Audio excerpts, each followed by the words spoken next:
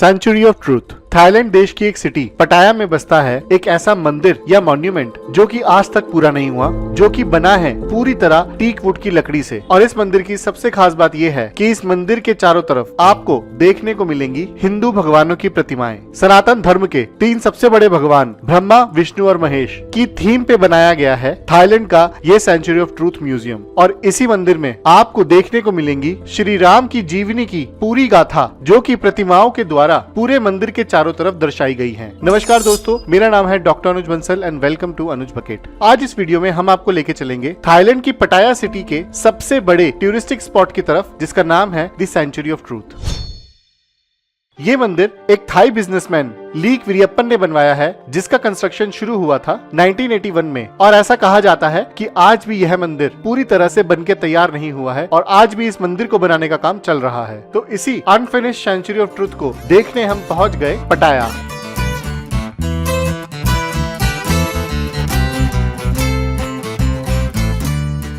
तो गाइस नमस्कार, मेरा नाम है डॉक्टर अनुज बंसल। इस बार हम आए हुए हैं थाईलैंड और आज के दिन हम आए हुए हैं थाईलैंड के एक शहर जिसका नाम है पटाया।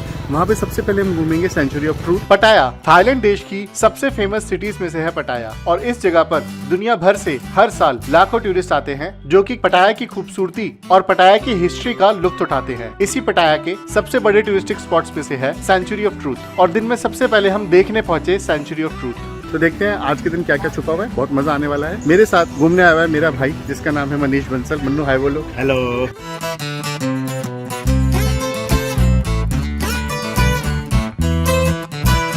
तो गाइस की टिकट लेने गए थे, वैसे तो हमने टिकट ले ली है, नॉर्मल टिकट। तो एक नक्शा मिला है हमें, ये हमें मैप मिला है, ये सेंचुरी ऑफ ट्रूथ का मैप है। ये पूरा इसमें बता रखा है कि आपको कैसे घूमना चाहिए ताकि आप मैक्सिमम एंजॉय कर सकें। वही हम करने वाले हैं, लेकिन हम सबसे ज्यादा टाइम अपना सेंचुरी ऑफ ट्रूथ के टेंपल पे ही देंगे। चलो भैया। सेंचुरी ऑफ ट्रूथ एक टीक वुड से बना मंदिर या फिर एक म्यूजियम है जो की 4 हिस्सों में डिवाइडेड है। इस मंदिर की सबसे खास बात है कि यहाँ पर जाते ही आपको ब्रह्मा जी की एक मूर्ति दिखेगी जिसके 4 चेहरे हैं, और वो 4 चेहरे रिप्रेजेंट करते हैं respect to father, mother, teacher और द किंग को। इसी जगह आपको भगवान गणेश की भी प्रतिमाएं जगह जगह देखने को मिलेंगी। इस मंदिर के 4 हिस्सों में सबसे पहला हिस्सा आता है इसका नॉर्दर्न हॉल, जहाँ पर आपको बुद्धिस्ट स्कल्पचर्स देखने को मिलेंगे। दूसरे हिस्से इसके सदर्न हॉल में आपको एस्ट्रोनॉमिकल थीम देखने को मिलेगी, जिसमें आपको सूरज, चांद और धरती के चारों तत्वों के बारे में जानने को मिलेगा। इसके अगले हिस्से में आपको हिंदू ट्रिनिटी यानी कि भगवान ब्रह्मा, विष्णु और महेश जी की प्रतिमाएं देखने को मिलेंगी, जो कि रिप्रेजेंट करती हैं द 4 एलिमेंट्स ऑफ अर्थ को। और इसके ईस्टर्न हॉल में आपको ईस्टर्न रिलीजन की झलकियां देखने को मिलेंगी। इस मंदिर के बाहर की तरफ जितनी प्रतिमाएं बनी हैं, वहां आप देखेंगे कि कैसे एक भगवाधारी इंसान ने एक राक्षस से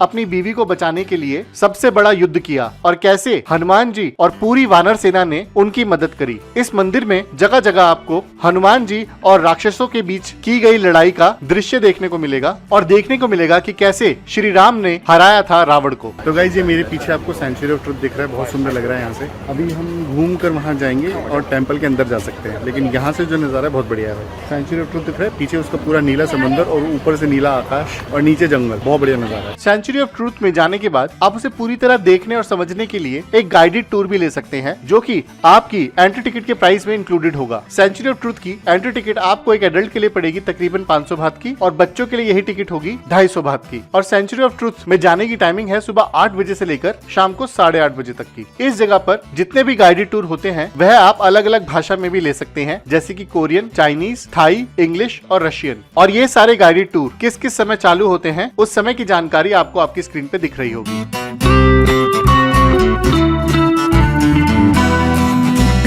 Stay with me, take picture around together, and I show you any good spot to take good picture, alright? And don't worry, it's not dangerous, it's about law of construction. At the next section there's some dusty and noisy because I'll start doing that job now, but it's worth to see because it's very difficult.